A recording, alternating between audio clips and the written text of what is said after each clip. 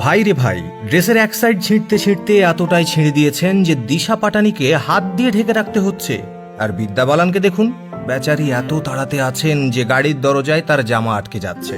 আর এই সেলিব্রিটি ডিজাইনারকে দেখুন ভাই, এ কোন জন্তু রে বাবা, আমি কিচ্ছু বুঝতে পারলাম না। এমন লোককে আপনি এর আগে দেখেছেন? আরে এ তো দেখি শ্রীদেবী কন্যা না?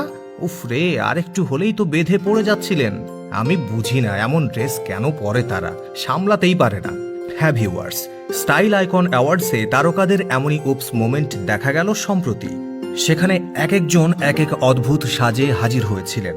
নিজেদেরকে অন্যের চাইতে আরেকটু বেশি আলাদা প্রমাণ করতে এক একজন কিম্ভূত কিমাকার সাজে সেজে এসেছিলেন সেদিন।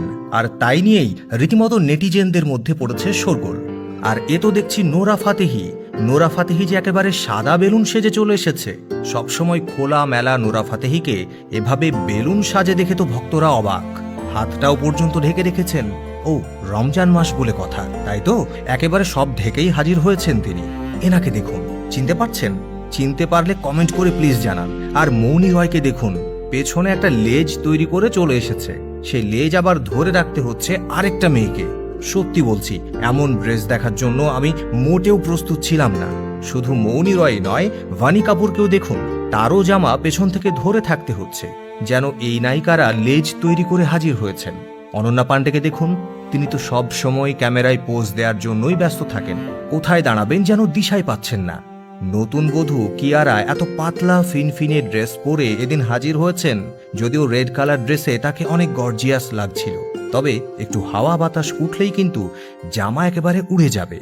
কি আয়ুষ্মান খুরানা পেঁচা সেজে এসেছেন নাকি পাখি? আমি ড্রেস দেখে তো কিছুই বুঝতে পারছি না। এটা কোন টাইপের স্টাইল রে বাবা, আমার মাথায় তো আসছে না। এদিকে ভূমিকে দেখুন, তিনি এমন অদ্ভুত ড্রেস পরে হাজির হয়েছেন যে আমার মনে হচ্ছে এই মুহূর্তে যদি ব্লাস্ট হয় তাহলে হাঁটতে না পারার কারণে তিনিই আগে ব্লাস্ট হবেন। এদিন অবশ্য সাদামাটা লুকে দেখা গিয়েছে শাহনাজ গিলকে। রেড কালার ড্রেস পরে রেড কার্পেটে হাঁটলেন তিনি।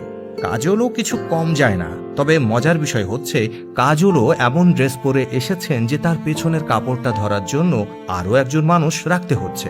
বাপরে বাপ, নায়িকাদের এটা মনে হয় নতুন স্টাইল শুরু হয়েছে। অন্যদিকে রানী মুখার্জিকে আমার ভালোই লাগছে। একেবারে গাউন পরে ভদ্রবেশে হাজির হয়েছেন রানী মুখার্জি। এদিকে কিছুটা খোলা মেলা পোশাকে হাজির হয়েছেন দক্ষিণী নায়িকারা। তবে এই দুই নায়িকাকেও আমার গর্জিয়াস লেগেছে। তো ভিউয়ার্স, সব মিলিয়ে স্টাইল আইকন অ্যাওয়ার্ডসে তারকাদের চাঁদের হাট বসেছিল। আপনিও নিশ্চয় এনজয় করলেন এই তারকাদের মেলা। তাহলে আপনার অনুভূতি প্রকাশ করতেই পারেন কমেন্টে। নিয়মিত ভিডিও আপডেট পেতে পেজের সাথেই থাকুন। আর এতক্ষণ সঙ্গে থাকার জন্য আপনাকে অসংখ্য ধন্যবাদ।